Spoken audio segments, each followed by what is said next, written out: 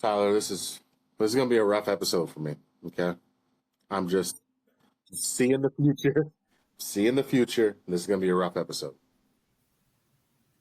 I mean, I'm gonna be fine. Yeah, I think you will. I think you will be just fine. I may have bitten off a little bit more than I could chew. I lost, possibly in our little every PLE situation, and the greatest realtor of all time, Nikki, really showed her ass on this one and gave me a shot that I might die from. All right, and so I think both of you are bad friends. I just want to put that out there for everybody to hear it right now. I got some bad people around me. Yeah, it's never good. I mean, the shots that I have, and I just realized Jose is gonna be upset.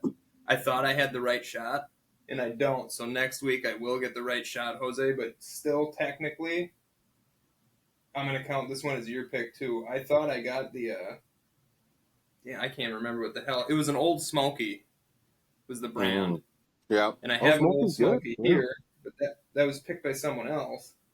But I think it was like peanut butter and something else was the one that he said, or I wonder. Yeah, Old Smoky's good, man. If that's what you have to deal with, you're going to be doing okay. no. I bought the peanut butter one, and he said to get a different one, but I was in line at the liquor store when he messaged his suggestion, so I'm gonna have to go back. All right. Well, I'll get what it do you next say? week. What do you say? Should we get started? Yeah, let's. We don't have much for news and rumors, but we'll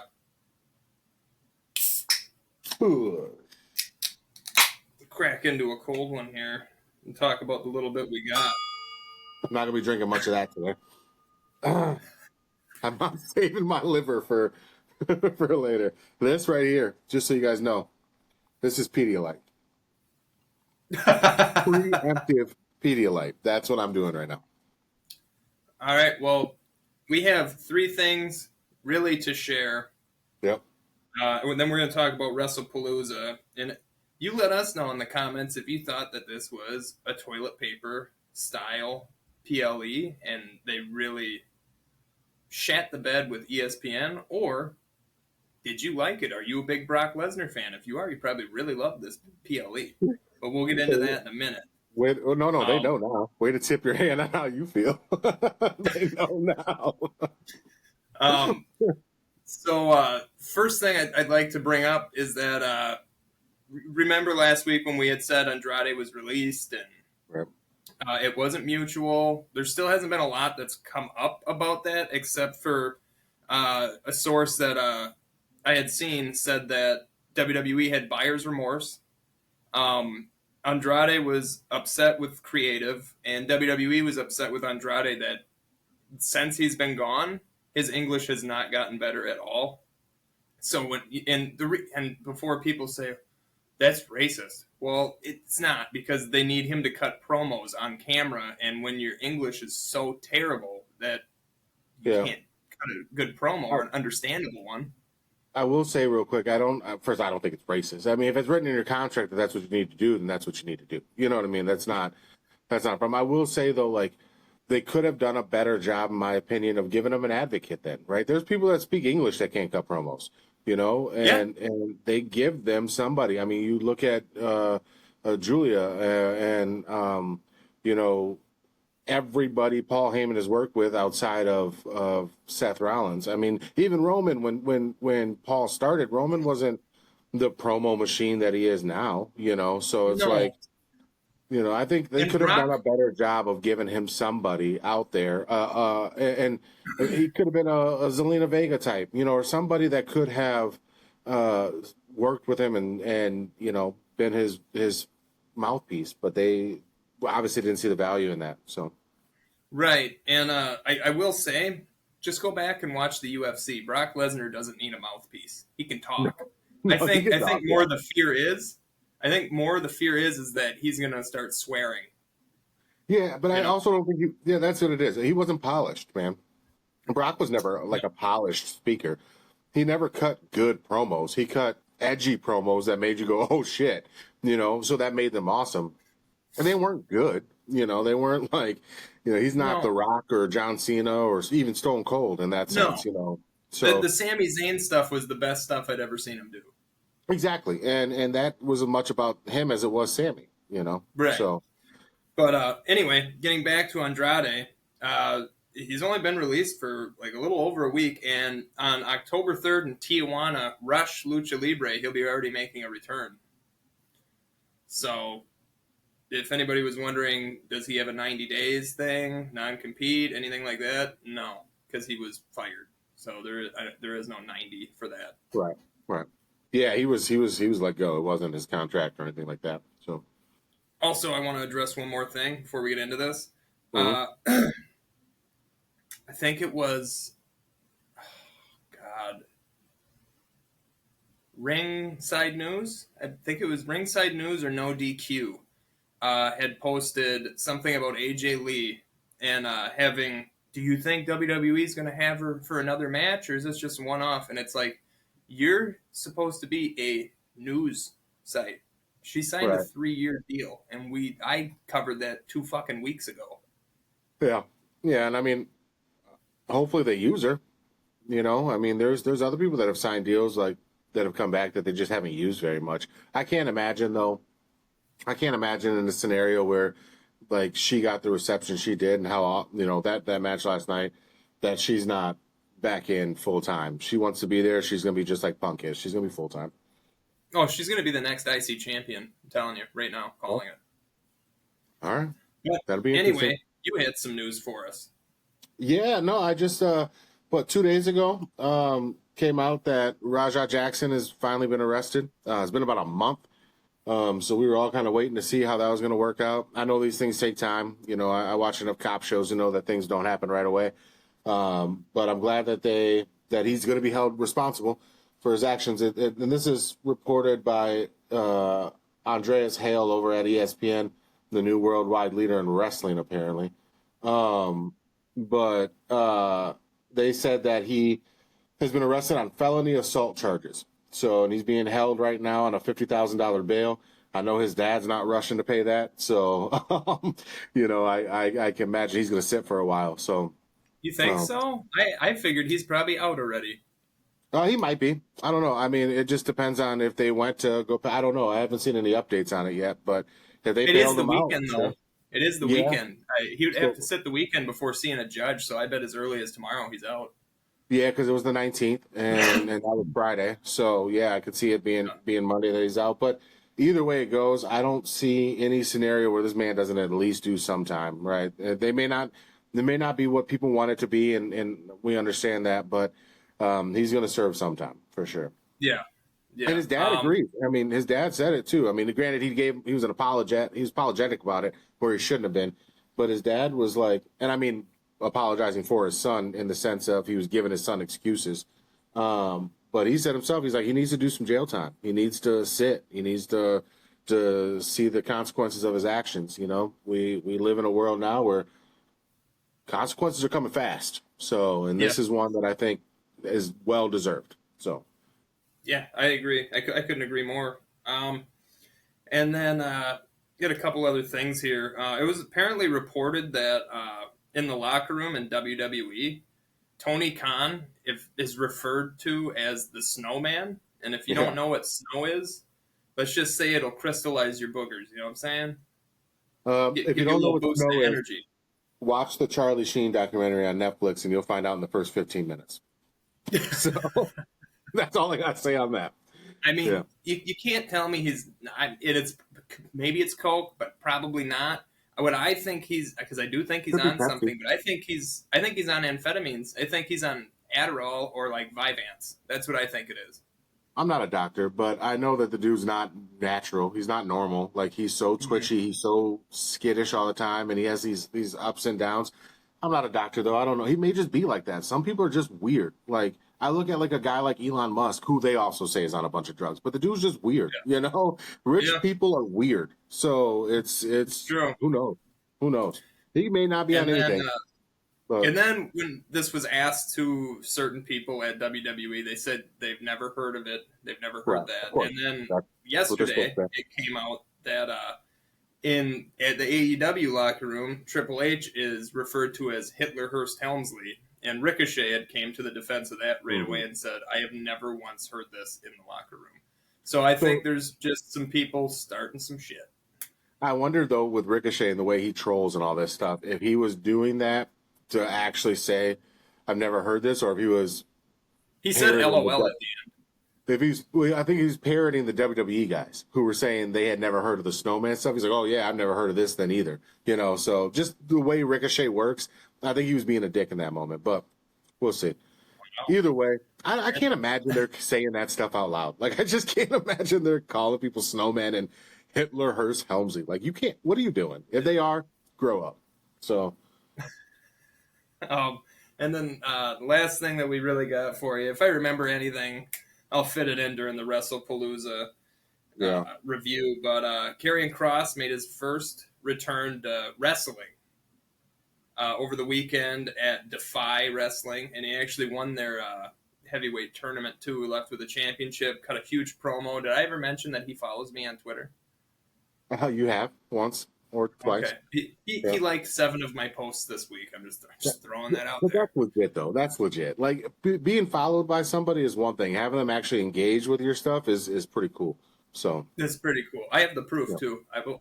Anybody asks, I will show we you. Can all look it up.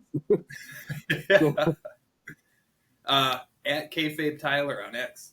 Check it out. Yep.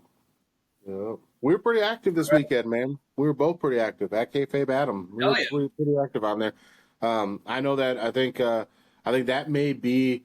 I know we were trying to avoid it in the beginning, but I think that may be our platform where we do a lot of our stuff from. We both posted predictions on Twitter, and I think we'll probably continue that. Not every week, not like SmackDown, Raw, all that stuff, but the PLEs, the bigger shows.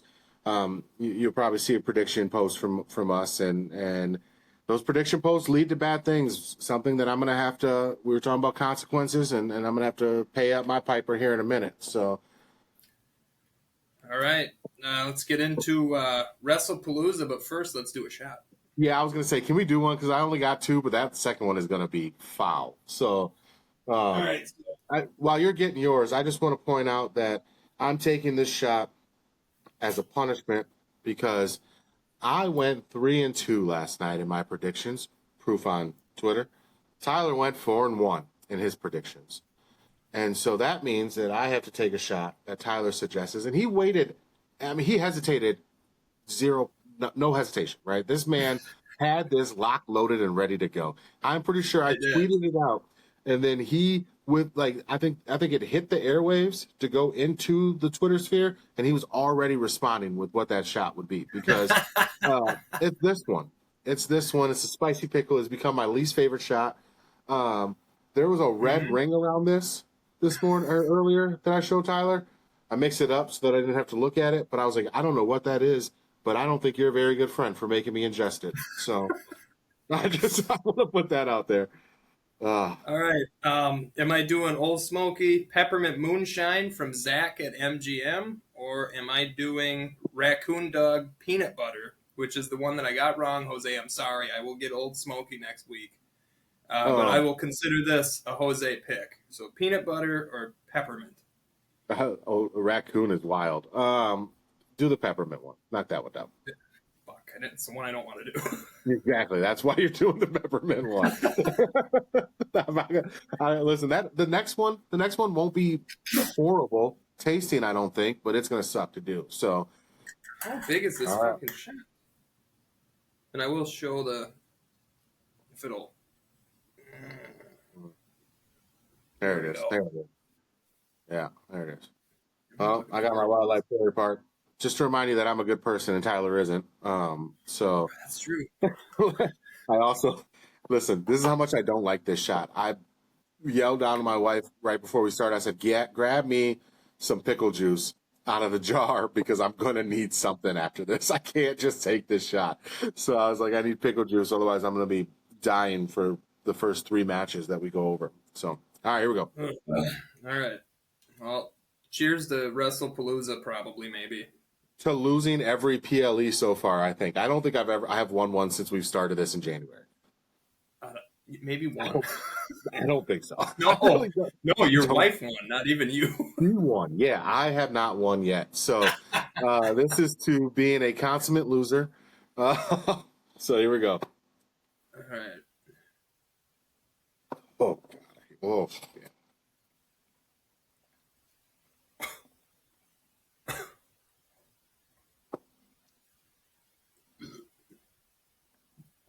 Marissa said, and I quote, "Please don't throw up."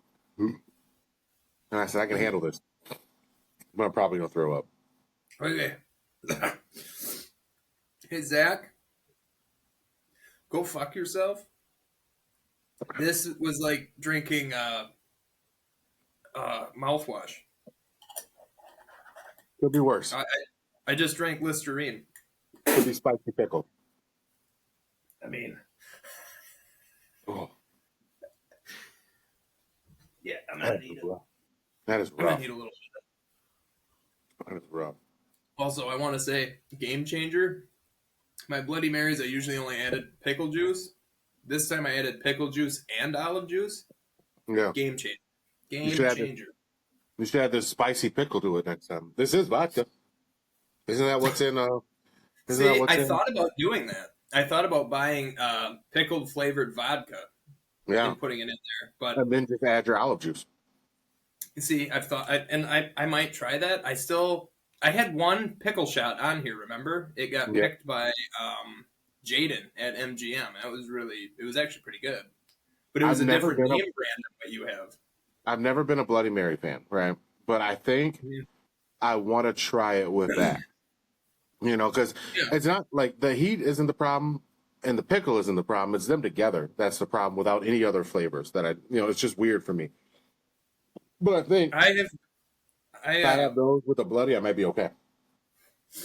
I've been a fan of Bloody Marys since I went out drinking all night with Luke Sankey. And then we crashed at, what was her name? What was her name that worked with us with the glasses that me and Colt used to hang out with? What was her name? Who? The girl with glasses. Jamie? No, that would have been Jamie. She wasn't like emo, but she was like kind of hippie, but kind of rocker. Oh, I don't know. I don't know who. I can't remember her name. I don't know who that would have been. I used to hang out with her all the time too. I can't remember. Well, anyway, we crashed at her house. That would have been Danielle, would it? Maybe. It might have been Danielle. Yeah. She's quieter, a quieter girl. Yep. Yeah, that's Danielle. Until you got her outside of work and got her drunk. Then she was cool. Yeah, she was legit. She was. If that's who you're thinking about. Yeah, she was legit. Yeah. And then Luke Sankey woke me up in the morning and he goes, "Come on, we're going to go get breakfast." And I was like, "Oh, I'm so hungover." Cool. Well, breakfast to Luke Sankey is we're going to go back to the bar and we're going to get 6 fucking Bloody Marys. And the food part is the pickle and the olive and the this and the this that they put on the Bloody Mary. That's breakfast. And in Wisconsin, a Bloody Mary is a meal. Like some of these places put like burgers and all kinds of crazy stuff on there. I just want you to know I'm sending this to Luke. I still have him on Snapchat, so I'm going to send him. I'm going to clip this and I'm going to send it to him. Be like, "Hey, bro, your legend's alive, my friend." So yeah, I'll never forget. That was the first time I ever woke up drunk. Still went to the bar, got drunk, and then passed out on my living room floor at noon. I woke up the next day. That's probably what's going to happen today. I have never made a Bloody Mary myself. So could you send me how to make them? I've never made them.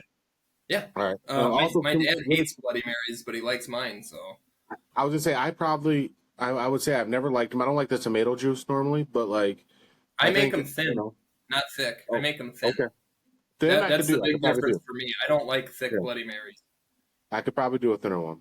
But we haven't done this yet. I forgot to earlier. You want to do your shirt? That's a new one. Oh, yeah. King Kong Brody, baby. Yeah. And they've all been new. I couldn't let King Kong Brody go without us saying something about it. Yeah, R.I.P. getting stabbed in fucking the shower by some dude that just got away with it. That's awesome. Wild. Good for him. Way to go, Puerto Rico. Nailed it. All right, let's do this. Let's go ahead and go through. You want me to start it off with the first one? Yeah, you go ahead. So we had led off with Brock and Cena. Yep. So I'm just gonna give really kind of my little blurb that I put out on Twitter when I did this, but I didn't see any way that Brock was gonna win that at all. Like before this started, I was like, No. no way Brock's winning this unless they want to set something up at War Games, and I still took Brock to win that because that's the Brock Lesnar effect. So if you want to go ahead and go through what actually happened during that match, but my pick was Brock in this one. All right. So Brock came out, and there's pictures circulated online what he looks like right now compared to what he looked like when he was 32. In 32, he was scary. You know, Yeah, he's terrifying. bigger now. He's bigger now. Yeah, supplements do that. You know, take your vitamins. He skips leg day. He definitely skips leg day. Yeah, But, yeah, for sure. Either that or he's just got like bad calves like I do. You know what I mean? I would say there's people out there that could work their legs out all day long and they'll never be like mine. You know, my legs are massive. So, I've seen him work his legs like legit. I've seen him in videos. He does it. I wonder if he's got what like I got, because I was able to squat 275, but I got chicken legs. yeah, that happens. And I know 275 is not a lot, but fuck off. I'm not trying to beat Brock Lesnar. I would say it's a lot when you're not 275. So Yeah, you know what I mean. So. And he came out looking scary. Mm. As soon as I saw him, I was like, "Ooh, I might have." They're not gonna put Brock over. Come on, Cena's got 5 appearances left after this. There's no way. Well, then John Cena comes out with like every kid in Indianapolis wearing Cena gear, and I'm like, he's definitely not losing. He's not gonna lose this. All right, here's what I have written down. Shameful to have this match go the way it did. Lesnar took 3 AAs and got a whole 2 count, followed by a no-sell. Lesnar, in total, hit 6 F5s on Cena and 1 on the referee. That's the whole match. And after the match, a complete burial of Cena and kids crying. That's all we saw. A couple suplexes from Suplex City, some really heavy shots. Cena got the most minimal offense. I mean, the amount of times he had to hit the ropes, come back for the shoulder tackle was 5, I believe. And the 5th one, he finally fell down. I gave it a 0.5 star. This is the lowest rated match I've ever given on this show. 0.5. Here's my question for you, right? You led this off by saying Cena at 30, or Brock at 32 was terrifying. He was huge. And then you said, but Brock now was scary, right? Yeah. How do you not expect this then, right? Like to me, when you look at it's Brock Lesnar, right? And if they really, really, really want to move forward with him, and they really want to, which I do not agree with, and I've said this before on this show, I do not think he should be back. But if you really, really want to move forward with this guy, he has to be an absolute dominating force. He has to finish people in 10 minutes. He's never going to go 30 again. Like, it's just not going to happen. Like, he's getting older. He never was all that great in long matches to begin with. And what better way to make the last 4 appearances by John Cena mean something more than him getting squashed by Brock Lesnar and seeing all those kids cry? Okay, and here's my argument back for it. Lesnar was blown up. Blown up 2 minutes into this match. Everybody wants to shit on Goldberg. Goldberg wasn't blown up in 2 minutes on that last match with Gunther. Granted, it was a slower pace. These guys were going fast and hard. I'll give you that. They were moving. Yeah, they were moving. Cena can go. Cena can go. My whole thing is Rey Mysterio beat the Big Show once. Did that ruin the Big Show's career? I know Cena's smaller, but not by much. This is the farewell tour. He came out with kids, and I get it. Now the kids are crying, blah, blah, blah. Look at this. And they made sure they hit every camera spot. They looked for kids in the crowd because they knew that kid's crying, that kid's crying. I get it. I do get it. I get what you're saying. Lesnar's Brock Lesnar. Cena's John Cena. I just don't see... From the get-go, I didn't understand this. Yeah. From the get-go. Lesnar doesn't need this win. Cena doesn't need this win or loss. If anything, Cena needed the win to like have one, like I beat Lesnar. I finally did it after 25 years and only getting him one time. I beat him, and no, it was just a total squash. And you could tell Cena too walking to the back. I don't think that was acting, and he's an amazing actor. Watch Peacemaker. I felt that was real. I felt that was real disappointment, and he really felt like this whole retirement run has been shit. A failed heel turn, wasted matches, and now this. And he did the heart thing. He pulled his heart out and gave it to us yet again. And I feel like he almost feels like he's getting robbed out of this. Well, a couple things. John Cena doesn't do anything that John Cena doesn't want to do. You know what I mean? So allegedly, because what I've heard is whoever they tell Cena to have a match with, he says okay, and then he'll add some into it. And CM Punk reiterated that this week on an interview. Which is fine, but I'm just saying, like, if John Cena didn't want to do it, he would say no. You know what I mean? And what are they going to do? What are they going to do? I mean, it's John Cena, first of all. Second of all, like, my only issue is, you know, I feel like having him lose in that fashion, having him absolutely get just beat down, makes him a Cody level babyface again. Right now, no matter who he faces going forward, he's gonna be the favorite, right? Because he got his ass whooped. Yeah, he did. But I will say, like I said, you know, yesterday, I think I responded to Cass or something, but I said, like, a squash for the sake of a squash would be dumb, right? If they just did this and nothing comes from it, that's dumb. I do think Cena's been a victim of everybody he's been working with, though. And what I mean by that is, like, the Rock situation. Like, Cena was a victim of that because they had something good going, and then it just went away. You know, this Brock situation, like, it's the only thing that made sense, in my opinion, for him and Brock, for Brock to come in here and you know, sure, he could slay the beast, but, you know, to what end? Like, what's the point of that even? You know what I mean? So it's just, this at least gives something to hold on to when we're done with it. It gives a little bit of like, God, are they going to do something with this? I just hope they don't screw it up. I hope they do something with it, and maybe Brock comes back and his last match is with Brock and he wins. I don't know. It's just, you know, we'll see. We'll see how that works out. But I hope they don't squander this, because if they're going to do something that wild, you better follow it up with something good. So, no shit. What do you rate it?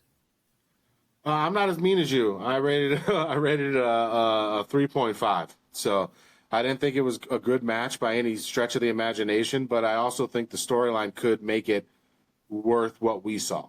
But that's just Meltzer rate it? I don't know.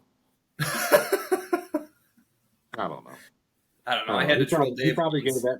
He gave that a 5-star for sure. Dave gave that a 5-star.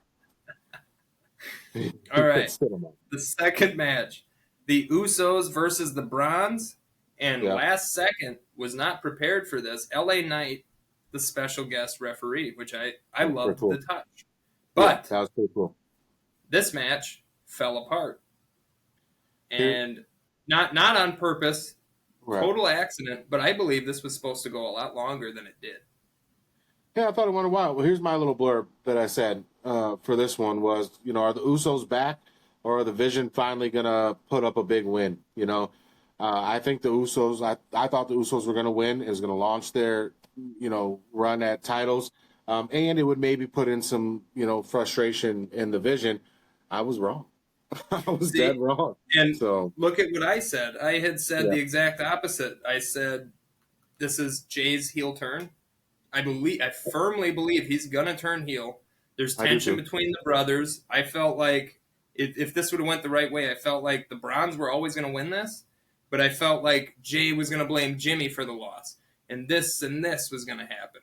That's what I thought. And maybe Jay was always supposed to be the one that got pinned. I don't know.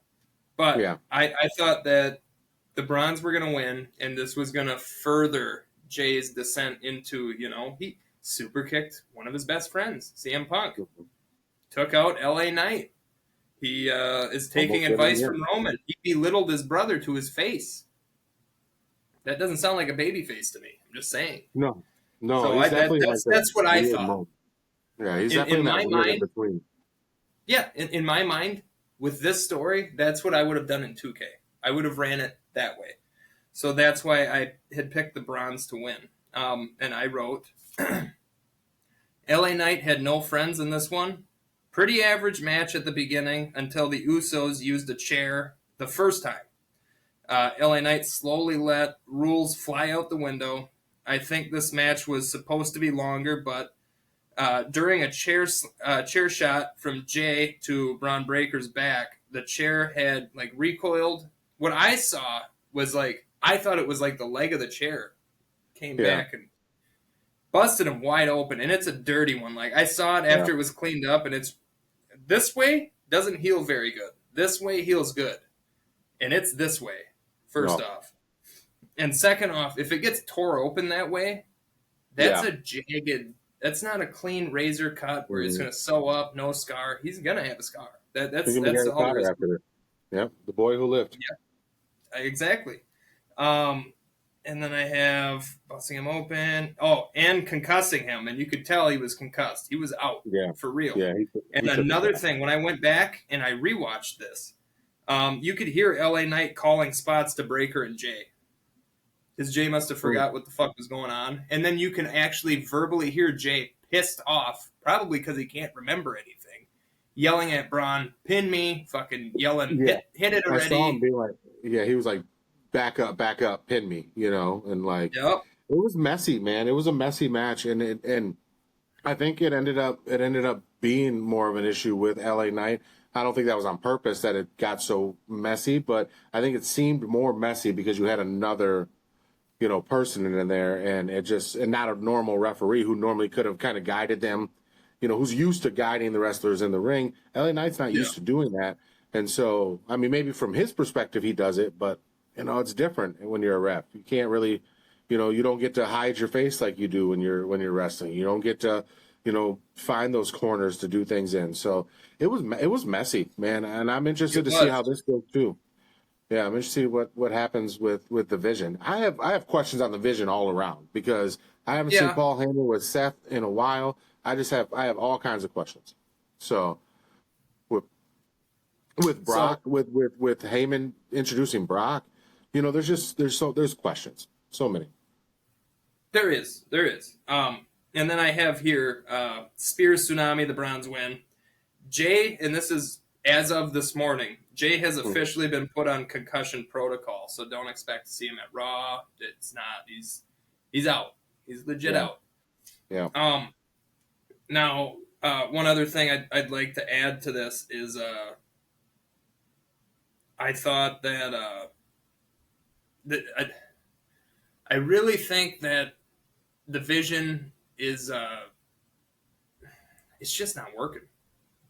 It's working, but it's not, because now that we've added Brock Lesnar and that's the fourth man, everybody's posting, oh, he's the fourth man. I think the fourth man is Becky. I don't think it's Lesnar. I think Lesnar wants nothing to do with them. If nobody, right, if nobody remembers, Lesnar had nothing to do with Curtis Axel when Paul was running with Curtis. Okay, I think this is separate. I think we got our answer because we talked about it, before, like, oh, what's going to happen with this when they said let's talk. We had kind of went back and forth, and I know I had, tweeted out that it was like, I hope it's something down the road. I hope it has nothing to do with the Vision. I hope it's just something that'll come up, maybe a War Games or something like that. But I think we got our answer. He said let's talk, and then Paul introduced him. I think that was just a nostalgic moment that was supposed to hype up the Beast. It was amazing. I loved it. It got me hyped. I loved how he went, right at John Cena with everything, and I think that's the end of it. I don't really think that it's going to be, maybe Paul calls in a favor later now. He says, hey, I did that for you. I need you to do something for me. But I don't think we're going to get a long-term thing with Paul and Brock. Brock's fine on his own now. Yeah, and the other thing is about being a wrestling fan, we're supposed to have a really bad long-term memory. Right, right. Does anybody remember how that Heyman and Lesnar thing ended? I wouldn't befriend somebody again, but then again, we're supposed to have a long-term bad memory when Punk came back and wanted Heyman to be with him. Being a wrestling fan, you have to have a bad long-term memory while you're watching the show. When the show's done, the credits hit, start remembering stuff, but while the show's on, short-term is what matters. There's something to be said for friends rekindling over time You know what I mean? And people who were at odds, but their relationship means more to them than whatever they were upset about. So there's something to that too. I don't mind that. Okay. But yeah, you're right. We are supposed to. We're like quarterbacks. We're supposed to forget it as soon as it happens. I gave it 2.5 stars. What'd you give it? 3, right in the middle, because I felt like it got cheated. You know, it was a cheated match. That's why it got 2.5. I think in my mind I was still thinking this is going to be something close to what I had thought, and I think that this was a quick finish. Yeah, I didn't like the Usos being the ones that introduced the chair. Like, there's a lot of stuff I didn't like in this match. It just didn't make sense. I'm channeling my inner Bully Ray right now, but there's something to be said with cohesion. So didn't Bronson Reed grab the chair first, and LA Knight stopped him, and then the Usos grabbed the chair, got to use it, and then Bronson Reed went back and grabbed the chair and said, "You let them use it. I'm using it." Right, and that's what I mean though. It's just that they used it first. You know what I mean? That's right. Yeah. Okay. You know, you can. It's just like the whole spot where you set up the table just to take it. You know, it's like they set up the chair to take it. So I understand that, but like the fact that the Usos were the ones that did the first illegal strike doesn't make sense to me. Like it just like in that storyline, it doesn't make sense. So I understand. I get it. I get what you're saying. Third match out of 5. Stephanie and Io. My God. Stephanie Vecchio versus Io Sky for the Women's World Championship. Here's what I have written. This match has so much rewatchability, it's crazy. The chemistry was unmatched. The false finishes were perfect. The timing on everything was perfect. Momentum would shift throughout this match so fluidly that it would make me think I knew what was next, and I was wrong every time. Io sold the knee perfectly at the end, and I honestly thought she was going to win until the over the moonsault missed, and Stephanie Vecchio hits the craziest spinal tap I've ever seen and wins her first world championship in WWE in front of her dad, who has never seen her wrestle live. This was the first time he sees his daughter wrestle live, and it's a perfect match. A show of respect at the end between Io and Stephanie bowing at each other, and then a big hug. This was a perfect match. I gave it 6 stars. That's my first 6 star. Yeah. This was a perfect match. I couldn't find something wrong with it. My initial blurb was, this was a hard one to pick. Stephanie strapped to a rocket, but even Rhea can't get past Io. So I was like, but hey, I'll take the swerve. I picked Stephanie here. Yeah, you did. But I had hoped that it would be because of like a Rhea interference. I am very happy that they didn't do that. I'm very happy that they allowed these women to work clean. Yes. And work they did. There was a moment in there, and I don't mean this in like a degrading way to her, but I was like, man, Stephanie works like a dude. And I mean, like, she was doing stall techniques. She was doing chin locks. It was just, I was like, this is 90s wrestling again. I am watching 90s chain wrestling right now. And I was like, she works like she's been doing this for 40 years. And I agree with you. I normally don't give out perfect anything. And even this, I really had to talk myself out of a 5.5, but I got to give it a 6.2. It was an incredible match. I don't think anybody who says that Io Sky is not the greatest women wrestler right now is wrong. They are flat out wrong. Io is amazing. She can work with anybody. She makes everybody look good. Not to take anything away from Stephanie, because I think Stephanie elevated Io to another level too. But I think people need to start giving Io her flowers, because I know what Bleacher Report said, but I'm sorry, guys, you were wrong. Becky is not the greatest woman wrestler, definitely not of all time. She's not even the greatest woman wrestler right now. Io Sky is the greatest woman wrestler right now, and in the conversation, she'll be at the end of her career as all time. And I think Stephanie's going to be in that conversation. Oh, absolutely. I think Io Sky is elevating women's wrestling. She's doing it with help. She's doing it with other people. It's not just her. But I think she's the best of the group. She is the, like, if I see Io Sky in a match, I'm like, this shit's gonna be good. It's gonna be good. She could fight me, and it's gonna be good. And it's the Kenny Omega effect. He literally had a match against a Was it a blow-up doll? I saw that, Or like whatever a it doll. was, Yeah, and it was amazing. yeah, yeah. I remember seeing that. Yeah. I don't know who I would put at number one, but I can damn sure tell you, especially after watching the match we're going to talk about next, Becky Lynch cannot throw a punch to save her ass. Her work is sloppy. She's not the best. I'll tell you people who are better than her off the top of my head: Io, Stephanie Vaquer, AJ Lee, Nikki Bella, Rhea Ripley, Charlotte Flair, Alexa Bliss. I would put all of them above Becky. I'd be careful so far on Nikki Bella, and I don't think we've seen enough of AJ Lee right now to put her above her right now. I don't think that's fair. But instead of all time, and I know what she's done in the if we're past. talking all time, yeah, if we're talking all time, there's tons of people ahead of her. But I'm just saying, like, Yes. just right now. Let's just even talk right now, right? Right now. I'll take Nikki Bella out. Take all bias out of it, right? Take the Punk bias out of it, and I have no bias in this. Oh, come on, Tyler. You have bias in this. Like, you can't tell me that. Because right now, AJ Lee could shit flowers for you right now, right? Because of the Punk effect. And I don't think she deserves that. Okay? I'm not putting her at number one, though. I'm still not putting AJ at one. I thought she was good, and we'll talk about the match. But she wasn't even Becky in that match yet. And I think she will. But this was her first match. We didn't get to see much. You know what I mean? She didn't get into the match till much later in the game, but but at the top of that list has got to be Io, right? And you have to, and I think people are not giving her the credit she deserves, and she keeps showing everybody how good she is. You know, I do want to add, I would also put Asuka above Becky too. I would too. Yeah, I would too. But Asuka's like, that's an all-time conversation for sure. You know, Asuka right now, we haven't really seen her since she's been back from her injury too much, so it's hard to say for now. But like all-time, absolutely, Asuka's incredible. She was Io before Io. You know, so it's true. I think we have we're spoiled right now. Like I don't want to be disrespectful to AJ. I'm not being disrespectful to Becky. We are having some of the best women's wrestling in the history of wrestling right now, and we are spoiled rotten for it. When I can say with all seriousness, I don't think Becky or AJ put up a great performance after the performance they actually did do. That means we're spoiled, right? Because 10 years ago, that would have been a GOAT match. You know what I mean? Like it's just, we're so spoiled with such good wrestling that we're starting to hold everybody to a higher standard, and that's a good thing. So, also, you know who wasn't on that list? Britt Baker made the list somehow, didn't she? Did she make that top 25? So. Yeah, I think so. I can bring it up. Chris Statlander didn't. Yeah. Let me bring that. Did Gail Kim make it? Hold on. Gail Kim's an all-timer too.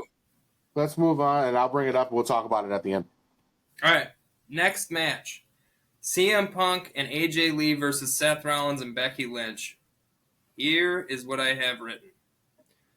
Seth and Punk start off very even, but distractions to the ref allowing Becky to get shot after shot after shot on Punk in the corner put Seth and Becky comfortably in control. Punk would start to come back, but would get stopped until finally Punk hit Seth with a GTS, the best GTS sell I have ever seen. Becky runs in and grabs Punk's leg, and Punk slowly starts to stand up. Slowly turns around and looks at Becky like, what are you doing? And slowly tags in AJ Lee. There was no more tags after this. The match all of a sudden became a tornado tag match. I had seen pins from Seth and Punk, and the ref was counting. I had seen the rules were out the window, and that part I didn't like. Nope. Punk and AJ took over, having Becky in the Black Widow and Punk having Seth in the Sharpshooter. Becky somehow poked Punk in the eyes, and they both escape.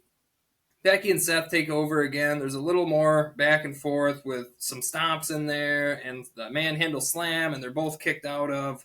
They all end up outside looking at a double announce table spot, but Becky ends up tossing AJ into Punk, who's holding Seth for a GTS, causing them to fall, and then the table breaks. It was like a delayed, like, boom, and then boom, which is usually how they get hurt worse. If you've ever seen, Kurt Angle and Triple H. when they set up to do the pedigree and the table collapsed when it wasn't ready. When they're expecting the table to break, it needs to break. When they're not, that's when shit goes wrong. It looked nasty for AJ though. I thought she was kind of messed up a little bit. So Yeah. Let's see. Becky gets AJ back in the ring, and right when we think it's all over, Becky's going to set up for the manhandle slam. Yet again, Seth and Becky get away with murder. AJ reverses it into a Black Widow and taps Becky out. I put AJ showed. It was. I put AJ showed zero ring rust. Amazing match, but I think this is just the beginning. I also added here, Punk and AJ wore LGBTQ plus inspired gear, while Becky and Seth wore suicide prevention inspired gear. So this match had a lot of meaning to both sides. So it was very, very cool. Well, I love when they do that. I think that, say what you will about Seth and Becky, they have always been on the side of the misfortunate. They've always been on the side of people who don't normally get to be championed, and that is the exact same way I feel about Punk and AJ Lee, especially Punk. I don't know that much about AJ Lee, so it's hard for me to talk in a too educated of a manner, but every time I see Punk, he's supporting somebody who needs to be supported. And so having those guys work together on that, I thought you might think that the costumes were funky, but it was cool, man. I really enjoyed this match. Yeah, I really enjoyed it. I enjoyed the match. I'll give you my little blurb real quick. I said that this one was also tough. I was like, how do you bring AJ back and have her lose? But can Seth and Becky take another big stage loss before they become jokes? I said against my better judgment, I'll take AJ and Punk. Worked out for me in that one. I said AJ and Punk for the feels. Because I knew something bad was going to happen at some point in this card. I thought it would be later, but it ended up being earlier. So I knew that those two would be the palate cleanser no matter what. And I don't know how Rollins and Lynch continue to do this. They lose and they lose and they lose and they like Rollins. They're heels. I caught myself, but I had to catch myself. I was like, they both have titles, but I'm like, man, they like Becky got her title, she won, whatever. But look, Rollins cashed in, so it's not even like he really won the title, and he hasn't been that active since as a champion. He's been active, but not as a champion. And so, it's how do they keep getting away with this? Eventually, the house of cards is going to fall, right? They're going to have to win or give up the titles and be whatever they are. But it was a really good match. What'd you rate it? 5 stars. 5. I did 4.5, but that was simply because I wanted to see more AJ Lee in this one. But I think we will. Like you said when we were talking earlier, I think she'll be in that Intercontinental title conversation. And when that happens, I think we're gonna get a lot of AJ Lee, and I'm gonna eat my words, and I am perfectly fine with that in this scenario. I am fine to be wrong about her. So yeah, and I do want to say I love Becky Lynch, and as much as I don't want to admit it, I do love Seth Rollins. I just hate his freaking character right now so bad. I hate his character, and I hate Becky's character. But those two, as people, I do respect. I do like them. I do love them. I thank you for entertaining me for well over a decade. But your character right now, I'm pissed off. We're kayfabe marks, baby. We live in this reality, right? And exactly. we both know these people that we love and hate. 99% of them, if we met them outside of their character, outside of the ring, outside of their world, we would absolutely love them as people, right? And 100%. just because they love what we love, and AJ and Punk and Rollins and Becky, and this is why they work so well together, is because not only do they love what we love, they love like we love. You know what I mean? So like they're just the type of people that care about people. And I think that you had a report not too long ago that I don't even know if it was on the show or if we were just talking about it, but that they have become friends, and it's like, it makes sense because they're not that different of people, right? And I think if like those two guys were forced to be together for as long as they were doing their rivalry, they were going to have to like each other at some point, or at least be, like, hey, I don't hate this guy. He's not a jerk. So maybe. I'm excited. And I think I followed it up with saying, nah, But then I said because Yeah. I need them to hate each other for this. Yeah, but they make magic, man. Those two make They magic. do. And I can watch a Punk and Seth Rollins program any day of the week. And I feel that's going to be the same with Becky and AJ. I haven't even touched my beer. What are you doing? Dude, I'm preparing. I finished. I've almost finished this bad boy. What am I doing? I gotta make chicken drummies after this. I got 14 chicken drummies to season 4 different ways after this. We're doing we're doing tacos tonight, so I'm gonna do like a little steak and chicken on the grill. But I'm also going to smoke a whole chicken. For like I like to do that on Sundays and then just use it for the week. Like I eat it for like work and salads and sandwiches and all kinds of stuff. And I just told Marissa, I was like, I need to smoke something. I was like, and this means something very differently in my age now than it did when I was younger. But now I need meat. So I was like, I just need to smoke something. I want to be out there. So when we're done here, that's when I'm going to get started. All right. I'm going to crack another cold one. Yeah, I got this thing. Oh, yeah, I'll get on there. I'll get on it.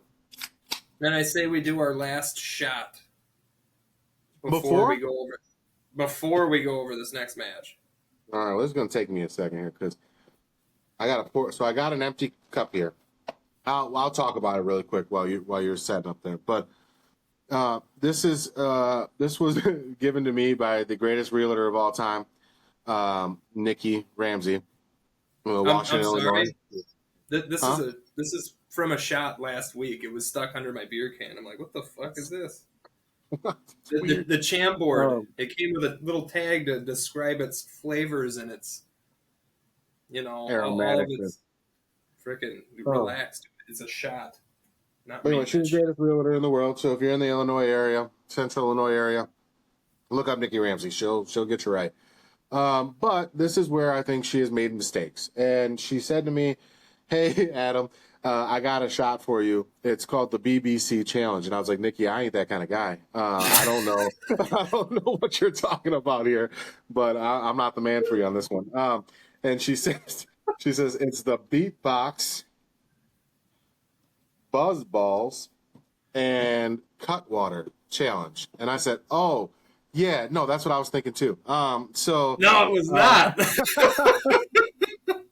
Listen, Marissa's face when I was like, "Hey, I ain't that kind of guy." She laughed so hard. It was one of those moments, man. Oh, it was funny. So anyway, she said they've been doing this on like the TikToks, and they pour these all into a cup and then they drink them. And I was like, "They drink them like sip it?" She's like, "Yeah." I was like, "Not my style." So what we're gonna do is I'm going to chug as much of this as I possibly can. So I got a little bit of ice in here just to make it cool, but I can't chug with ice. So I will. I've only taken a sip out of this beer. I'll match you. I'll chug the beer. I will give you the percentages really quick. Oh my Lord, that's half the cup.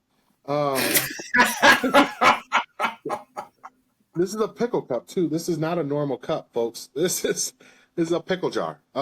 This is 11%. She said I should try to match the flavors to see if maybe they'll work together. And I was like, how do I do that when they're all shit? So that one is juicy mango. Isn't this just like a BBC where it's too big to handle?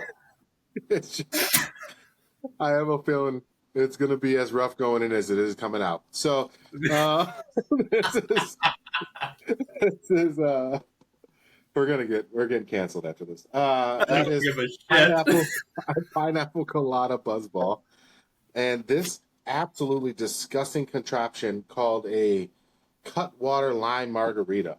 So that sounds like something that like somebody on keto would drink. Yes, yeah. Well, I don't know if there's anything in this, but I do know that I was like, oh, let's just go with the margarita. Maybe that's like festive. This is going to fill this cup exactly. Oh my goodness. I got to show this to you. I don't know if I can lift this up. Hold on. Empty.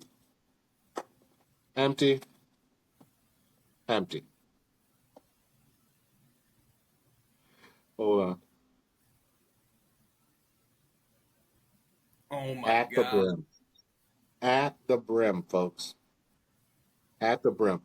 I'm going to tell you now, I'm going to fail this. I am not going to be able to drink all of this. That is way too much liquid, but I'm going to do as much as I can. Wow. I'll tell you what. I'm gonna do this whole beer, and then right when I finish the beer, I'm gonna do the shot. I just want my kids to be proud of me someday. All right, so I want them to look back on this and be like, my dad didn't give up. All right, this may have been the last day they ever see me, but they know I tried hard. Okay. I feel like my kids are gonna go back and watch this and go, I think my dad's an alcoholic. There's going to be a moment where they see these and they're going to be like, we think there's some there were some issues there between these men, and it was mental and it was undiagnosed, and they probably should have talked more about it. So think about it. So, some dads go to the lodge. You know, they join the Lion's Head or whatever.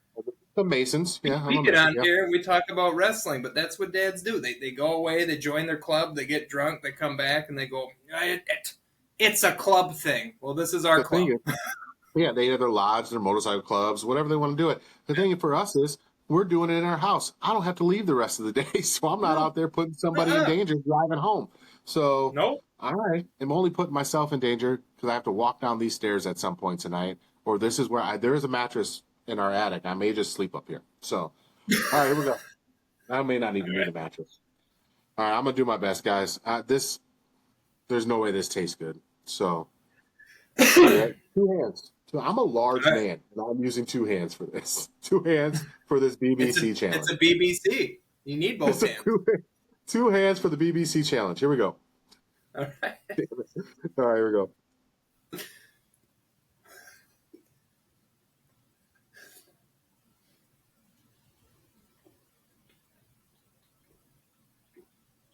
Oh, that's all I got.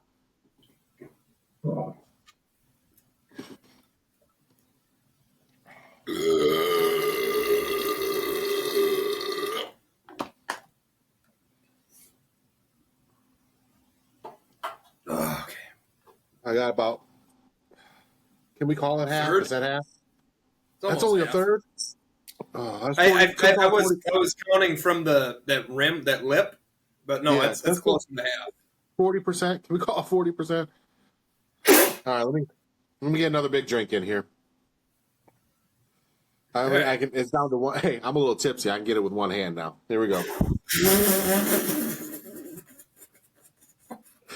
Oh, I love your realtor. We got.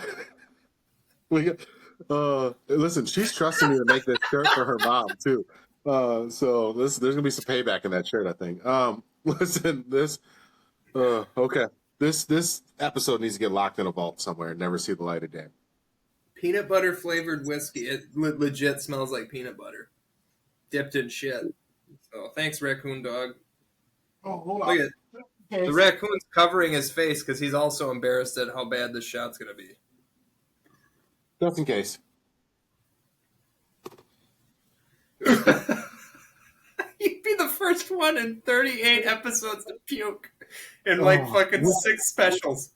Which would be amazing because I went my entire life until I moved to Eau Claire, and I told you guys a story about the one time I puked in my life, and I haven't puked from drinking since. That was one time. So if that happens because of my realtor, damn it, I'm ruining all of her. All right, here we go.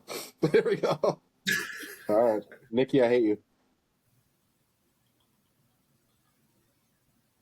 I can't do it. I can't do it. That's what I got.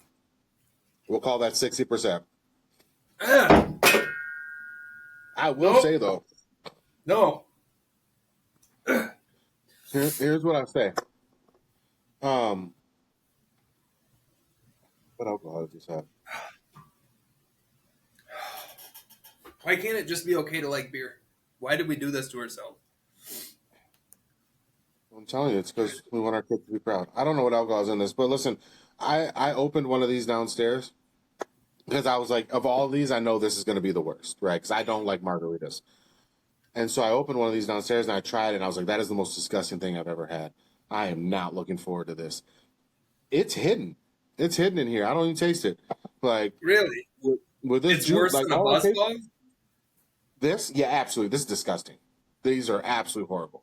Like, It is gluten free. So you did say something about keto. It is gluten free, which isn't keto. I know that. Shut up. But yeah. Anyway, the flavors mix together well. So if anybody else wants to try this,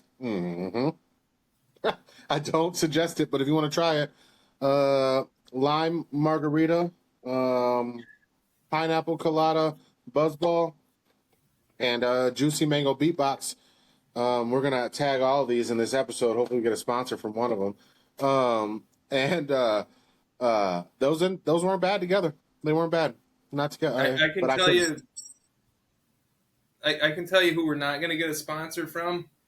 Raccoon Dog, because the taste on my tongue and somehow the roof of my mouth feels like I picked up a raccoon and I just dragged his asshole across my tongue. That's the taste I have. What? Oh, yeah. Well, I'm gonna try that one then sometime. But maybe that's the selling point for you. I hate raccoons. I hate raccoons. No, I hate raccoons, but I guess I hate myself more. I don't know what to tell you. All right. Yes. Will you tell me something horrible? It's the worst thing you've ever had. I gotta experience it. It's just how it works. But I'll tell you what. I wish I would have grabbed Jose's correct shot and not just got excited and went, "That's it," and grabbed it. Yeah, because what you're gonna get from that old smoky peanut butter is gonna be a much different experience. It's not even peanut butter. It's something else. I can't remember or think straight. My left ear is ringing right now. Well, I will say this. If I would have mixed these together and just drank it, fire. Like, this is great. Like, it's a good taste. But yeah? I can't chug that. Oh, yeah, no, it tastes good. It was good. But, oh. All right. But chugging it was a bad idea. Anyway, speaking of bad ideas. Cody Rhodes versus Drew McIntyre. Here's what I have written. Nothing special. It felt like a SmackDown main event match. Some good spots and selling, like Cody collapsing on his way to do a Cody cutter. But these guys are 5 out of 5s. You know, these guys are top tier, so we're going to get a solid match. And it was a solid match. It was a very good match. Oh, God, fucking, I hate peanut butter. I didn't know I hated it. Now I know I hate it. McIntyre gets stopped by the ref from Claymore and Cody's head through the announce table, like that front screen part, which, made no sense. That is not against the rules. Right. That's not using a weapon. You're using your environment. Just like a turnbuckle is your environment. You pull the pad off and use that. Apparently apparently now it's not, because that happened in this match too. True, but it should be, but also, if I remember correctly, and somebody's going to correct me out there, I'm sure, but I thought world title matches were essentially no DQ anyway. No. They have to be called a no DQ match for a world title, because if you DQ yourself as the champion, you retain the belt. Okay, let me rephrase. I don't know that, not no DQ, but I thought they were at least like, I didn't think weapons were an issue in title matches. You know what I mean? Like, I just thought that was one of those things. But I know I've been proven wrong on that a bunch because they do it. But I almost feel like it should be. I feel like a title match, you got to use whatever you can to win that title. So, but yeah. Yeah. You got a 50-50 chance of winning. But I'm a genetic freak, and I'm not normal. So you got a 25% at best at beating me. And then you add Kurt Angle to the mix. Your chances of winning. I knew that I was making myself an asshole in that moment, right? Because I was like, no, literally every match I've ever seen, it's disqualification. And I don't know where that thought came from, but that's one of those thoughts that I've always had where I was like, no, title matches are no DQ, but it's never been that way. I don't know where that came from. No, go back to the late 70s with Nick Bockwinkel. He was famous for DQing himself to hold on to the title in the AWA. Right. Which is what makes me an asshole, because I knew that. Like, I knew that, but it's one of those things that, think about how many percentage drinks you just drank, and I'm not going to call you an asshole because you just drank half of that. Man. That is not that. Listen, I want you to know I get smarter the higher the percentage goes. All right, so that is not like that percentage could also be an IQ. It goes up. So No. But it was one of those things from the time I was a kid. I always thought that just world heavyweight title matches, not other titles, just world heavyweight title matches, I thought were always like no DQ. And it's probably because I saw a few in a row and I thought that's just how it was when I was a kid. It never left me. So whenever I see bad stuff on title matches, I'm always like, yeah, just let them work. That kind of thing. Yeah. I get what you're saying. Also, can I give a shout out to a non-sponsor, but Loon Juice. I tried this is sour apple, and it might be the greatest vape flavor I've ever tried. And I am sorry for my Wisconsin friends, my people, because I live in Minnesota. They banned everything over there. You can only get tobacco or menthol flavored anything over there. My dad just said, screw it. I'm not going to vape. I'm not going to. But I did see him this weekend. Always a good thing.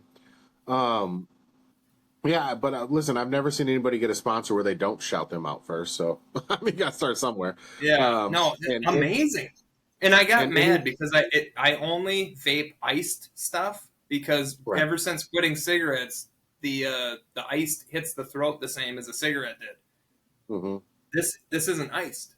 This is just sour apple, and it's probably one of the best flavors I've ever had. It's actually very good. I never knew anything about that ice stuff. So I quit smoking. That was almost 2 years old now. So 2.5 years ago, right, is when I quit. Yeah. And I kind of went cold turkey. I had a vape for a little while, then I lost it, and I found it. It was out in my driveway. But when I found it, I was like, I don't need this anymore. I've been without it.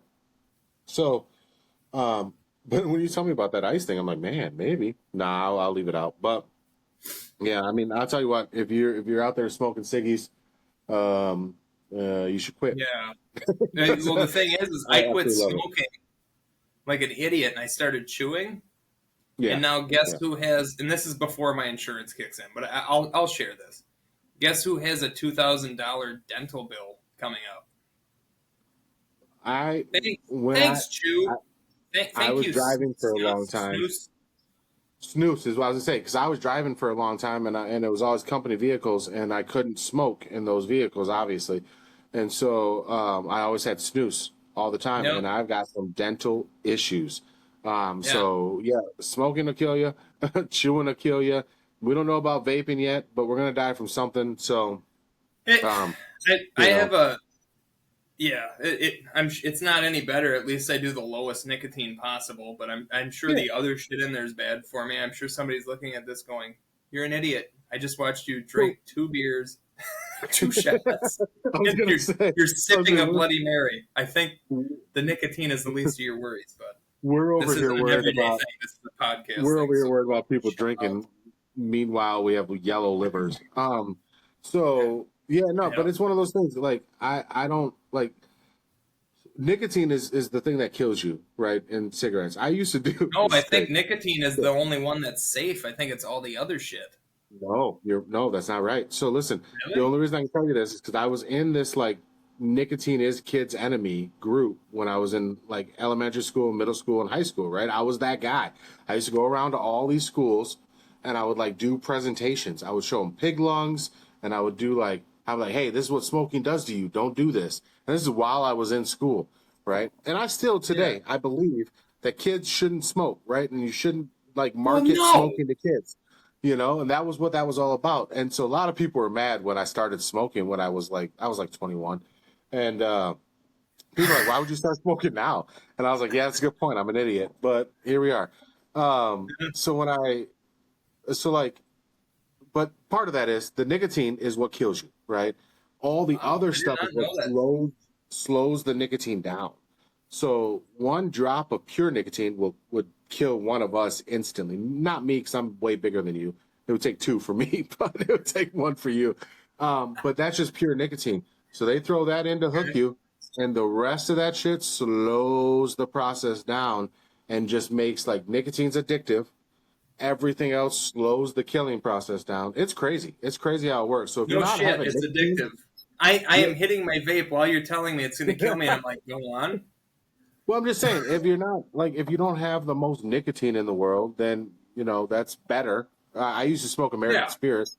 They weren't good, but they were better than other cigarettes. Yeah, so. I'm sorry, and I hope we never get sponsored by him anyway, but those cigarettes sucked.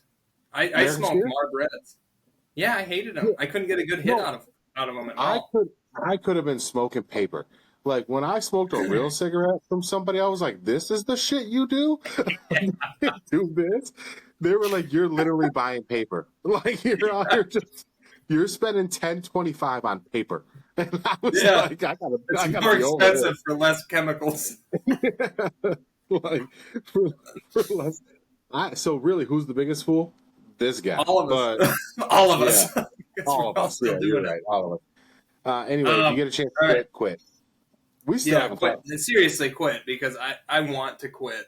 This dental bill was a fucking wake up. Like, hey, hi. Not only like were your teeth jacked up, but now can you imagine what your lungs look like? And I'm like, now here's what I'll tell you. Again, I'm going back. Maybe I'll tell you, this drink has floated me back to 2006. So the other thing I'll tell you is, as soon as you quit smoking, your lungs start healing immediately, right?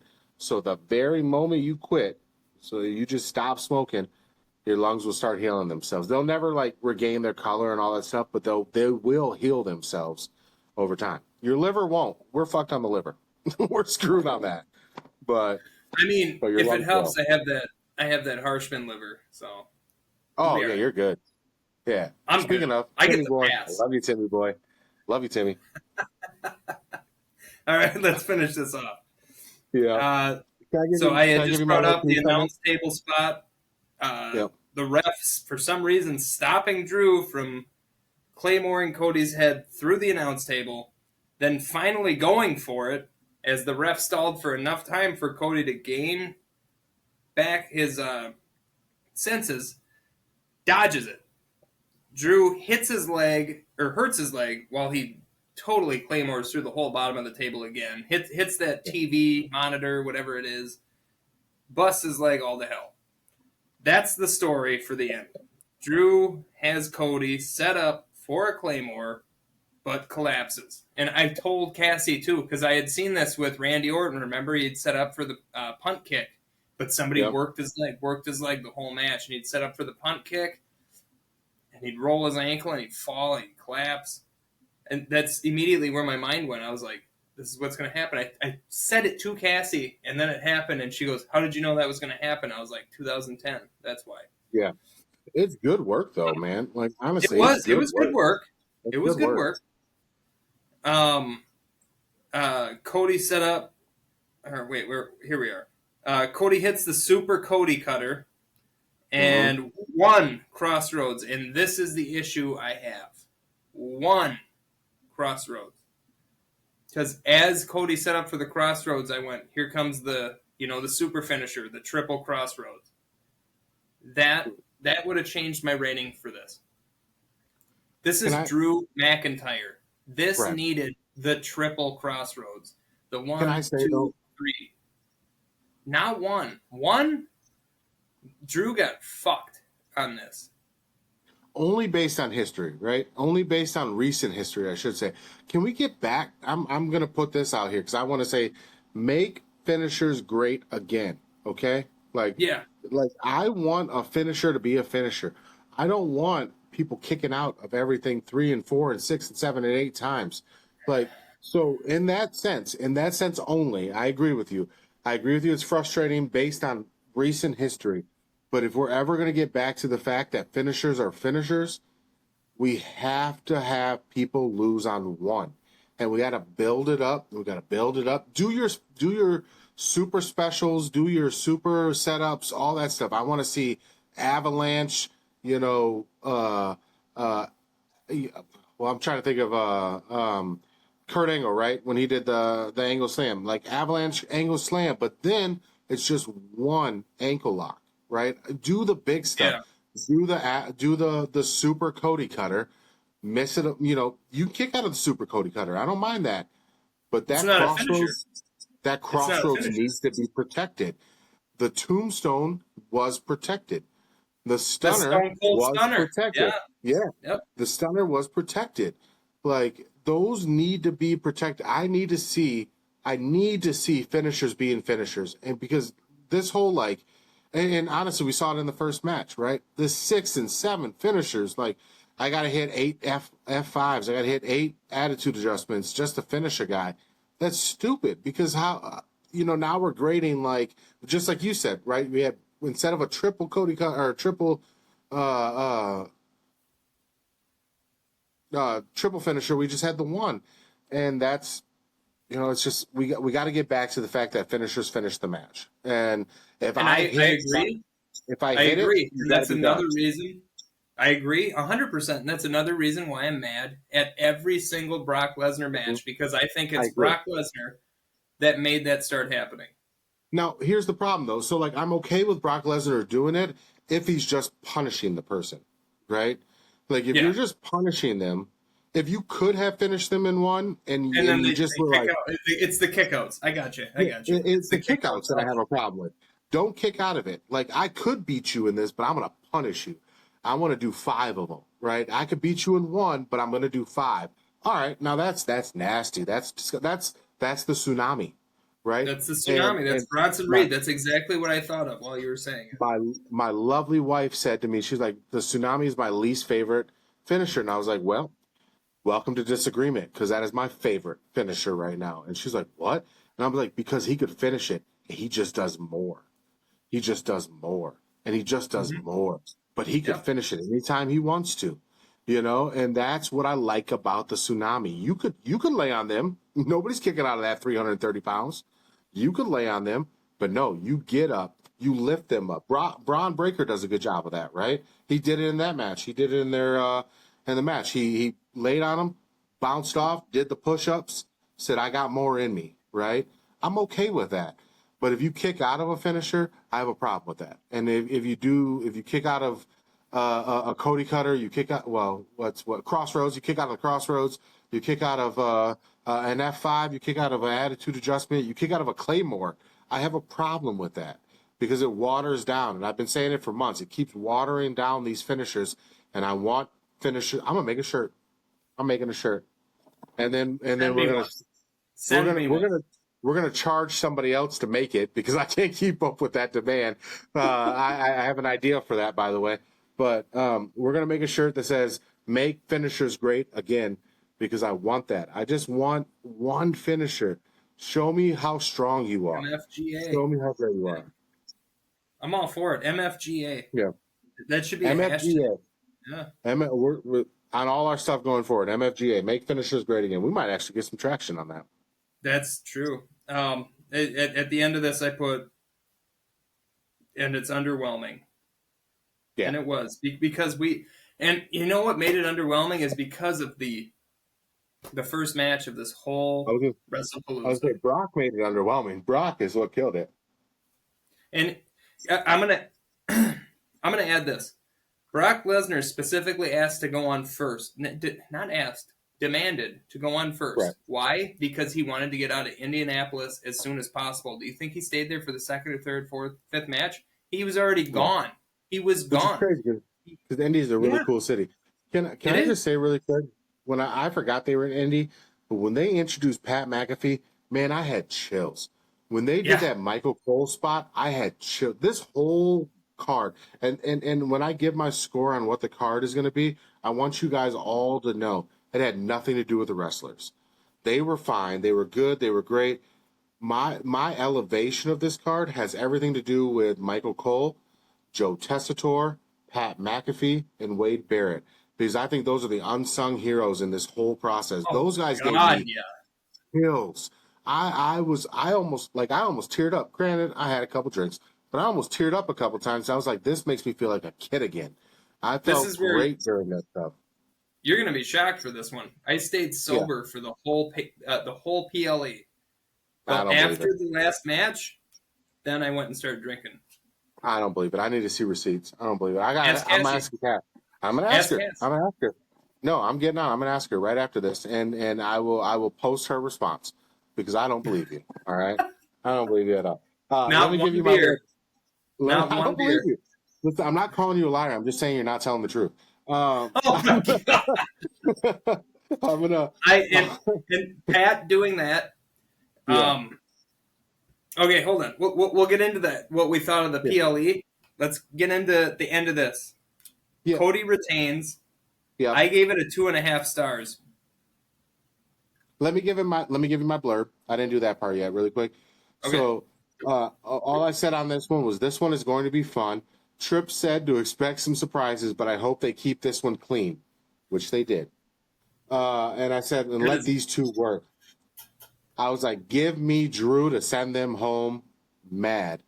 Little did I know that they were going to start them mad. I'm a Vince McMahon guy.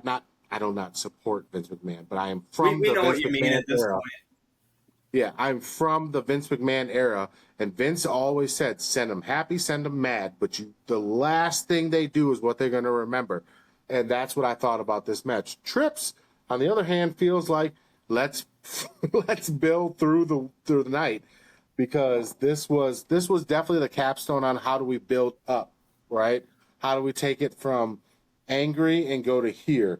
Because everything past that point built up. But I gave it a 3-star because it was very average to me. Not being disrespectful. They did a good job. They kept things clean. It was a good match.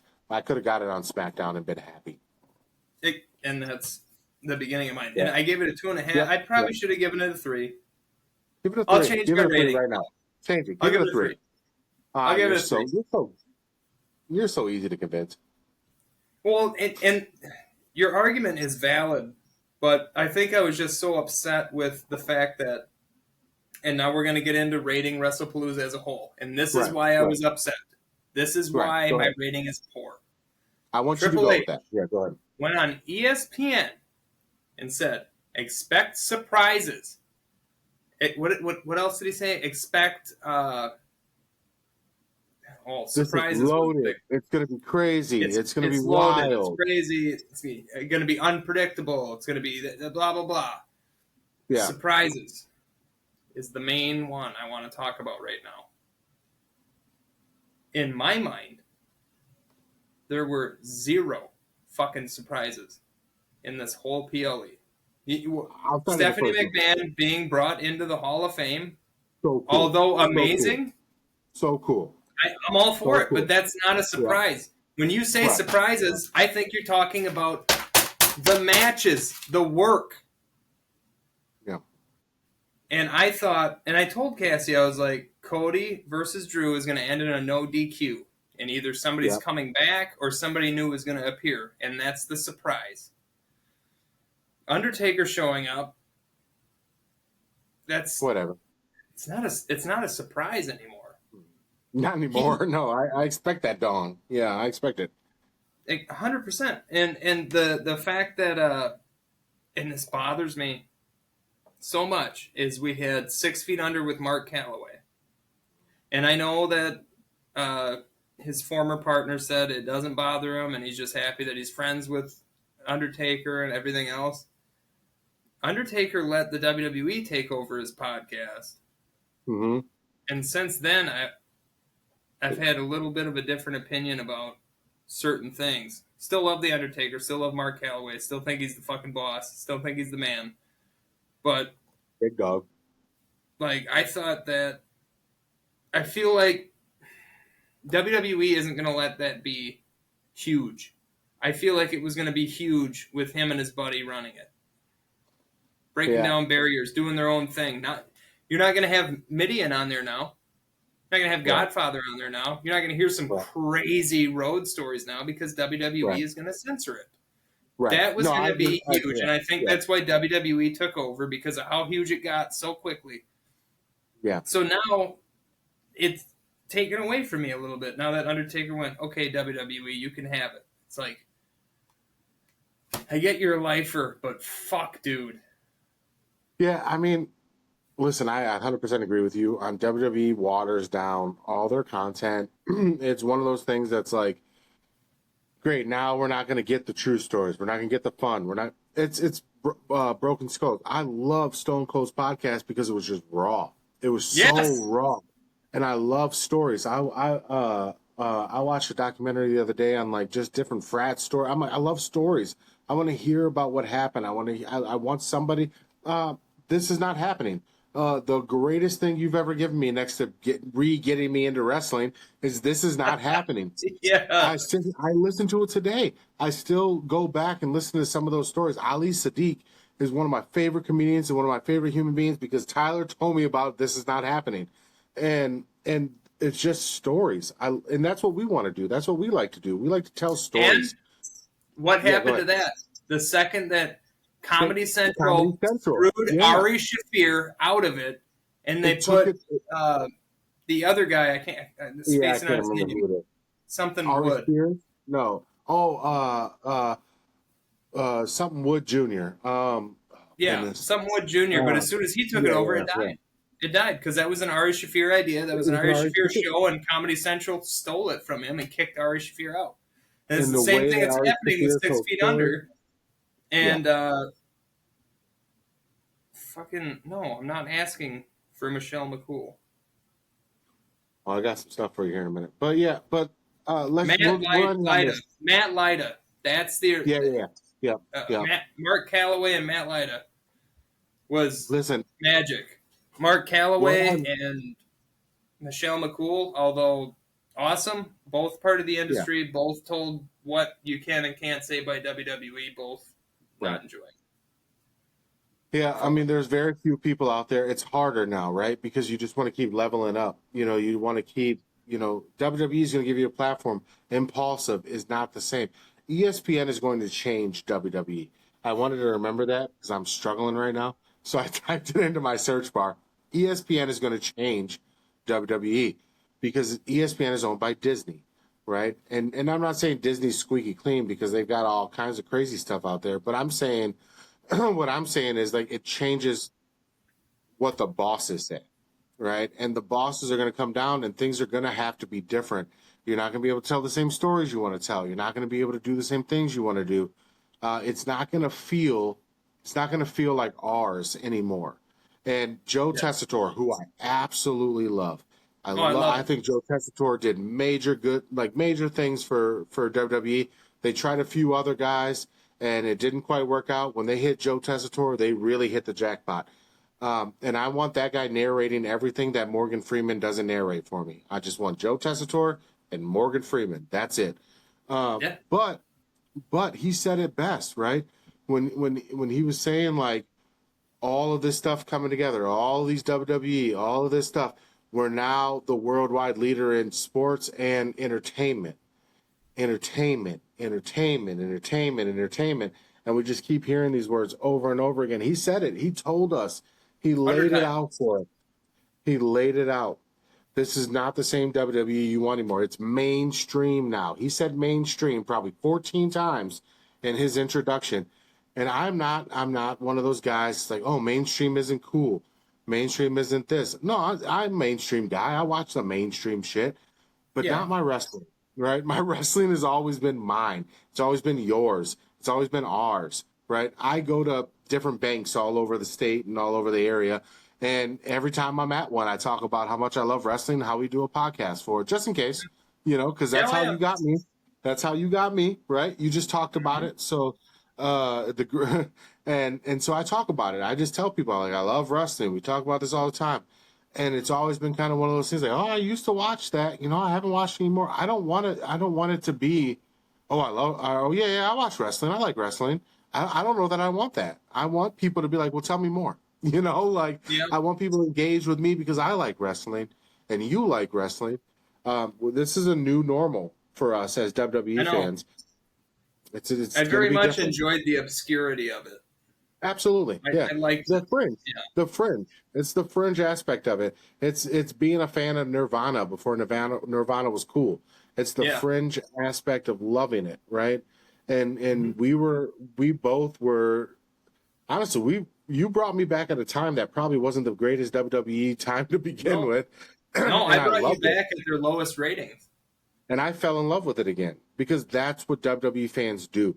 And I don't want it watered down. I don't want it. I'm being an old man, get off my lawn right now. but I really hope that people don't come in and make it something that it's not. What bothered me was in this entire broadcast, I loved the show. I'm the opposite of you on this. I actually really enjoyed this show. But the one thing that bothered me in this entire broadcast is when I heard the words, tons of celebrities are out tonight. And I was like, fuck, here we go. Here we go. Yeah. I was like, I don't want this. I don't want this. I love Tyrese Halliburton. I was very happy he was there.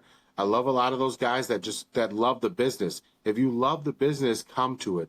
I do not want to see all of the Netflix shows that are out there, those people coming in, all the ESPN shows, the Stephen A. Smith, I'm talking to you directly right now. Stephen A. Smith, stick to what you know. You just started a politics show. Nothing. It's called Straight Shooting with Stephen A. Smith. I listened to it the other day on my way home from work. I didn't like it. Listen, stick to what you know, all right? Do not talk about wrestling. Shit, Adam. He doesn't know shit. I'm going to give him credit. He's a fucking idiot. I'm going to give him credit to just stick to what you know. You've already been, Max Kellerman took you to the woodshed in boxing, and I think Max Kellerman's an idiot. Like, Skip Bayless took you to the woodshed and everything else. Stephen A. Smith, leave wrestling alone. Because this we got to bring up when Stephen A. Smith joined Joe Rogan for that UFC event, and Joe Rogan looked at him and told him he was an idiot. Literally told him he was an idiot. Stephen A. Smith, how does he have a fucking job? Listen, I grew up on First Take. All right, I grew up on Stephen A. Smith, Skip Bayless going at it, and I really enjoyed them two going back and forth. I like Stephen A. Smith. Is a people that are wrong all the time arguing about how they're right. It's Stephen A. Smith is a great orator. He makes his point. He speaks well. He does his thing. Skip Bayless was a great orator. He makes his point. He says his thing. He does his stuff. They are shock jocks without being shock jocks, right? They say the most shocking thing they can. But Stephen A. Smith, leave this shit alone. This ain't for you, all right? We'll eat his We got Sean Ross Sapp. We got Chris Van Fleet. We don't need you. Stay out of here, right? Stay out. We even have Dave Meltzer, which I would take over Stephen A. Smith. I want you to look me in my eyes. Look me in my drunk-ass eyes. As I say, for the first time in weeks, because I've laid off of this, fuck you, Dave Meltzer. Let me give you my little thing on this match really quick, because I feel. Oh no, I told you that already. You did. We're rating the show right now. The show as a whole. Oh yeah, we got to do that. Yeah, and then after that, I got my list up. I got that Bleacher Report up. So. Okay. I'm just gonna run through it. We don't have to go crazy. I'm just gonna run through it. Okay. All right. I ranked the show overall simply because I loved the pageantry of it. I loved the announcers. I went 4.5 on this one.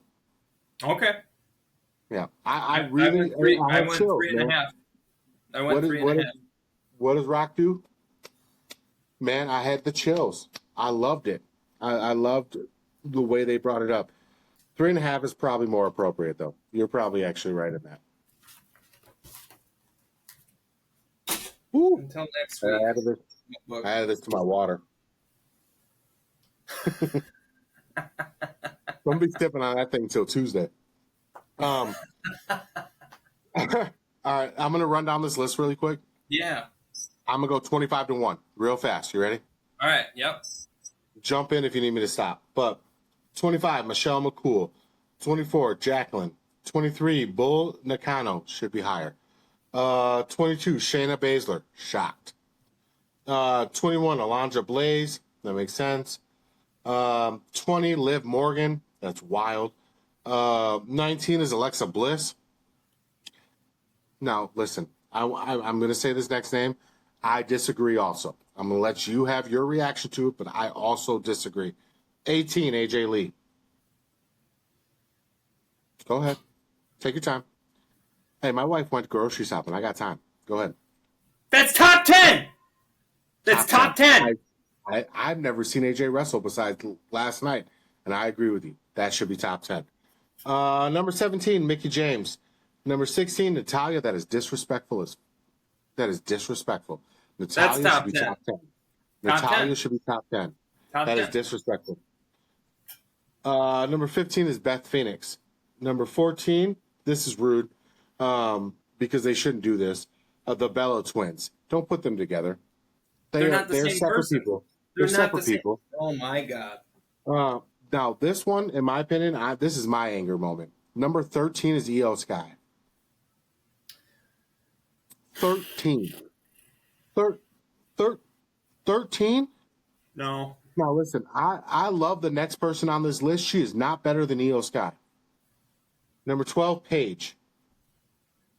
Number 11 should be nowhere near this list. Not because I disrespect her abilities, not because I don't like her, but because she did not do anything this high for wrestling. But number 11 is Ronda Rousey. If you're going to tell me Ronda Rousey is above Io Sky, I will punch you in the face myself. Ronda Rousey's not top 25. No. She's not top 25. And what the again, fuck? no disrespect to Ronda. I love Ronda. Not in wrestling. UFC, sure. Not in wrestling. Number 10. No. Number 10, and I'm going to feign anger because of my wife, Lita. She should be number 1 because of my wife. But Lita's top 10, number 10. Number 9, which I think we both would kind of agree with here, is Asuka. Yeah. Number 8, I think she's way too low. I think she should be higher on I think she might be higher on the all-time men or women list is China. Yeah. Number 7 is Bianca Belair. I am really glad she's getting her flowers. Bianca is amazing. I miss her. Top 10 for sure. I miss her. I need her back. Number 6, I'm not mad at this either is Bayley. I love Bayley. And she's doing good work right now. Good work. I do struggle with this one. I don't know if I just don't like her, but it's Sasha Banks, number 5. I just don't like her. I don't know. I think she is a top 5 manipulator in the wrestling business. I think she's That's the greatest quote right there. She's a grifter. She is the greatest con man in wrestling. I do not think she's that good, but she projects that she's that good. So I agree with you. Yeah. Number 4, Rhea Ripley. That's a good spot for her. Rhea Ripley at number 4. Yeah. If some of those other ones would have fallen through, that's a good spot for her. This is all time, by the way, guys. All time. Number 3, I struggle with this one. Hold on. Oh, go ahead. How is Mae Young not on this list? Yeah. This is where I struggle, right? How is Mae the Young Fabulous Moolah not on this Fabulous list? Moolah's not on this list. Bill Nicaro was way up at 23, 24, somewhere in that. That doesn't make any sense to me. Like, Alondra Blaze, say what you want about her. She should be way higher on this list. This is going to inspire me. I know we've done a woman's list, but we may need to do another one because this frustrates me. Number 3 was Trish Stratus. I love Trish Stratus. Top 10 for sure. Not number 3. No. Number 2, this is where you need to check me, right? Because this is my bias. Charlotte Flair. I don't like Charlotte Flair. Check me on that. She's good. I have to check you on it because I would put her at 2. 2 is a perfect spot. 2 is perfect spot. I've never liked her that much, but I will accept that. I'll accept it. But better people than me rank her higher. So number 1, Becky Lynch, and I don't like it. I don't even have her in my top 10. I would put her top 10. And that's not me. It would be 10. It would be 10. Maybe, but I mean, I'm looking at everybody. Alondra Blaze, Mae Young, Fabulous Moolah. I mean, we went through a really... All they have is their top 25 of the last decade or 2 decades. Yeah. That's it. Yeah. Their top 25 of the last 20 years is what they should have put. Because what the fuck are you talking about? They should have said who are the 2000s top 25. Except for Bull Nakano, and I think they only put Bull Nakano because she's in WWE 2K25. They've probably never seen anything she's fucking done. She just recently made it to Hall of Fame. No, there's so many people out there, and this list, I couldn't disagree with it more. And Bleacher Report, Wrestlepalooza, all that. I'm not happy with that list. I think we need to... I really want to engage some listeners in this. I'm hoping somebody made it to the end of this. We're at 99, almost 100 minutes here, so we're moving up there. But I hope somebody made it to the end of this. What do you want to hear us do a countdown of? What do you want us to rank? I want to hear what other people like. We come up with this. We generally do it the day before because I don't take notes. Tyler asked me, he's like, "Did you finish your notes?" I was like, "Come on, you know I don't take notes." I did ask too, and right when I sent it, I went, "He doesn't take notes." I don't take notes. I pretty much just go off of Tyler, and then I do write down our lists and things like that. I do the list, but this is a feeling thing for me, guys. So if I said anything wrong, it's because I'm an idiot. That's it. It's because I'm out here chugging 68% of alcohol in one drink. That's it. That's all I got. That's all I got today. All right, well, let's throw out the plugs. Hey, we got so many. We're doing some big stuff on Twitter, right? And by we, Yeah. I mean Tyler. Tyler is doing some big stuff on Twitter. I'm just posting a lot. But reach out to us on Tyler, Kayfabe Tyler, right? Kayfabe Adam, Yep. Kayfabe Marks podcast on Twitter. It seems to be the easiest place for us to communicate with people, to share our feelings on stuff, to just vent, man. Sometimes I go on there. My personal Twitter is all politics, and I get real mad. And I've got like 3 Twitters on my phone, right? I got my personal one, my Kayfabe one, and the Kayfabe Marks one, right? And sometimes I'm like, I'm done with this personal shit. I can't do it. I need to go yell at some idiot on Kayfabe Adam, right? And then I just jump out there, and I'm like, "You're stupid," because I'm mad about the politics stuff. So come on there and tell me I'm stupid. I need somebody to fight with. I'm bored. Who wants to fight? You want to fight? Not physically. I'm not into that. I just want verbally fight. You want to fight? Let's fight. Mind this. fighting, mental fighting. Good. Yeah, that leads me to this. Somebody come on our show. We are about ready to do that, right? Tyler and I have talked about it. We've been doing it. I want to reach out to my men, a couple of guys that I've been talking to. There's one guy in particular that I really hope will say yes to us. 2 guys, actually. One local, one that's been a little bit bigger. I actually have a news story for him next week. I didn't do it this week. I want to next week. You know what I'm talking about, that Big Ben guy, the guy on. Yep. I want to talk about what happened to him, and I want to talk about what's happened to a lot of wrestlers. I'm not going to take our time this week to do it. I want to do it next week, but hopefully we can rope him into coming on and hanging out with us, because he seems to not care about who's cool and who's not cool. He just wants to talk wrestling. So yeah. Also follow us on TikTok, kayfabe.marks, and email us at that's the full Kayfabe Marks podcast. Yeah, Kayfabe Marks podcast at Yahoo. My Yahoo. And then also follow me and my wife's podcast, True Crime on Tap. We just did an episode yesterday about the Alaskan Triangle. Everybody's heard of the Bermuda Triangle. Nobody's heard of the Alaskan Triangle. 20,000 people have gone missing inside this triangle. 0 of them solved. So, wow. Oh man, I'm telling you, it was an episode. So follow us there at on Spotify, True Crime on Tap, and Apple iTunes, and iHeartRadio, and literally anywhere you listen to podcasts. True Crime on Tap is there. But yeah, this episode, it took Cassie. We missed it. We missed a week because of how much information she had. So. Wow. It's a big one, and it's a good one. So check us out on there. And, I got to go make some chicken drummies. All right. And I got to pee. Literally, my wife just walked in the door, so we love you. I promise you I'll do this every week, so I'm going to do it really quick again. CM Punk and Seth Rollins, they both put out their LGBTQ communities, suicide awareness communities. That's going to lead into our Big Ben conversation next week. People, if you need anything, reach out. Reach out to one of us. Reach out to the people that are close to you.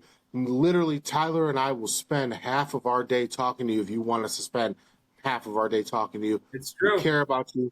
We love you. If nobody else has said it to you this week, we're going to say it to you right now. We love you.